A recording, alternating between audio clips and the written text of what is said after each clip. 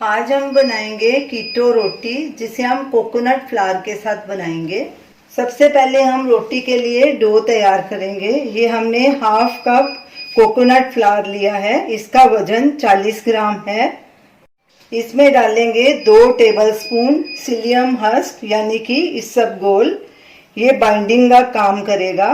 2 pinch नमक, नमक आप स्वाद के अनुसार डाल सकते हैं। 1 टेबलस्पून कोकोनट ऑयल। अब इन सब चीज़ों को अच्छे से मिक्स करेंगे। ये हमने 1 कप गर्म पानी लिया है, इसमें पानी थोड़ा थोड़ा करके डालूंगी और साथ साथ मिक्स करती जाऊंगी। जितना पानी लगेगा मैं आपको बता दूंगी। इसमें पानी 3/4 कप लगा है। ये मैंने 1 कप लिया था, ये देखिए 1/4 कप बचा है। अब इसे अच्छे से नीड कर लेंगे। डो को हमने अच्छे से नीड कर लिया है। अब इसे ढक के 10 मिनट रेस्ट के लिए रखेंगे। डो को रखे 15 मिनट हो चुके हैं। ये देखिए हमारा डो एकदम सॉफ्ट बना है। हल्का इसे थोड़ा नीड कर लेंगे। तो चलिए रोटी बनाना शुरू करते हैं। डो को हम 4 हिस्सों में बांट लेंगे। इसमें से 1 पेड़ा लेंगे, बाकी 3 को ढक के रख देंगे। गोल करेंगे पेड़े को। ये हमने 2 शीट ली हैं प्लास्टिक की।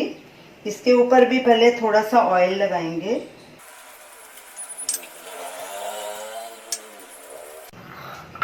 अब पेड़े को इसमें रखेंगे और दूसरी प्लास्टिक की शीट इस पे रखेंगे और इसे बेलेंगे।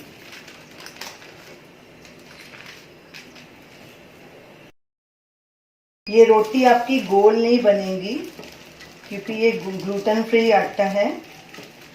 अगर आपको गोल चाहिए तो बाद में किसी भी ढक्कन के साथ इसे काट के गोल कर सकते हैं। ये देखिए आसानी से बिल रहा है। इसकी पतली रोटी बेलनी है। रोटी को हमने बेल लिया है। अब इसे ढक्कन के साथ कट करेंगे।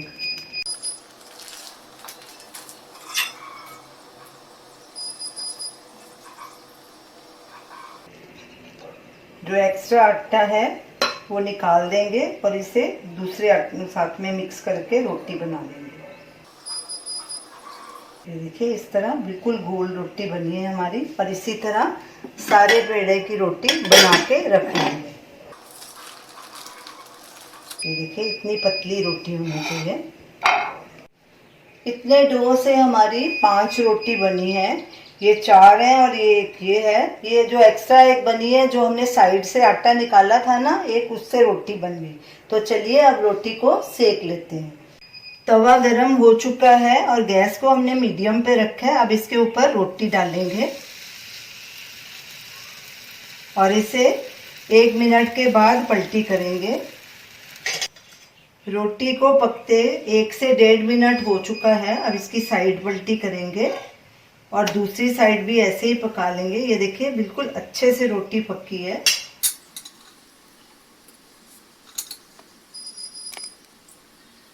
दूसरी साइड भी चेक करते हैं पलटी करके। ये देखिए हमारी दोनों साइड अच्छे से गोल्डन ब्राउन हो गई हैं। अब रोटी को प्लेट में रखेंगे और इसी तरह बाकी की रोटियां भी सेक लेंगे। ये देखिए कितनी बढ़िया रोटी बनी है हमारी।